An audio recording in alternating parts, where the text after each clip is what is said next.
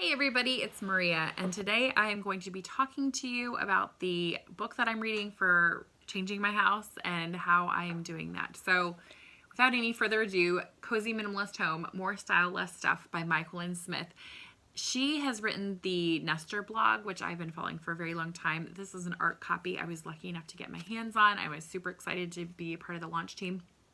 This book I'm so excited about, and I hope you all go pick it up either through your library or at your bookstore, because it was a very condensed kind of class, really, on how to take the things in your home that make you feel cozy and comfortable while also removing the things that maybe add stress and tension and too much upkeep that you don't really care about.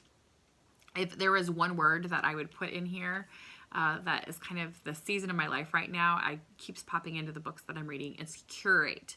And in this book, Mike Willen does a great job of helping you curate what's important and giving you permission to get rid of the things that aren't. It's kind of like the life-changing magic of tidying up by Marie Kondo, but if a very gentle, kind friend who is very honest about life came over and shared a glass of wine while teaching you the things that Marie Kondo talked about with some very basic principles.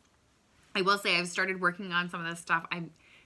She wants to go a lot slower than I like to go. I get really excited, and she talks about living with spaces for a while before you figure out what to bring back in. I get too excited. I actually stayed up super late one night just after I read this, thinking about all the things that I wanted to change. So, yeah, I probably won't stick to the letter of the law on here, but I've really gotten some great ideas and started changing the house around a little bit.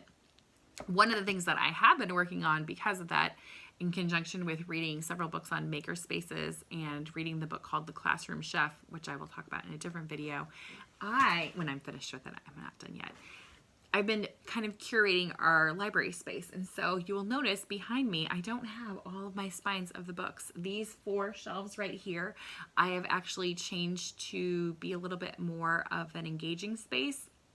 We have math manipulatives, perler beads, art supplies. Books are facing out instead of in with the spines. I was noticing that while I had a lot of really great children's books, my kids still were not really looking at them as much as they would look at library books. And I was trying to figure out what that is. And I think part of it is because they don't see them as much. They're not interacting with them. When they're going through the library bin in the other room, that's the secret to having so many library books out, is I keep them all in that one room. They're not allowed to take them all over the house because who knows when we'd find them again. But the library books they would see more often, and these ones, because the spines were all in and they were all super close together, so it was super hard to even fiddle a book out of the shelf, they weren't using them unless I grabbed them out. So I'm trying to rotate books out and just have them out as kind of an engaging invitation for my kids to interact with their stuff.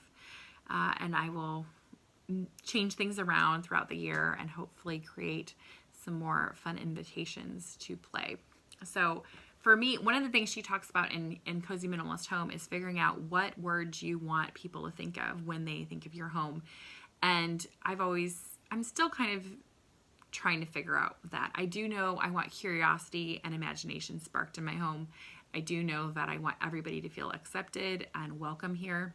And I know I do a decent job at that because most of my friends have no problem coming over and expecting me to feed them whenever they need it.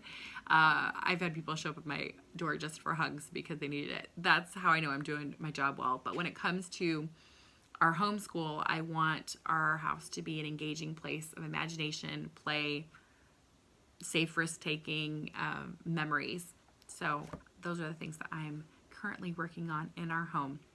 I hope you've liked the format of this video. I'm trying to change my videos to be a little bit shorter in length and on less things instead of doing full month wrap-ups or even full 2-week wrap-ups, which was just not manageable at this point in my life. I'm doing 1 or 2 books at a time to talk about.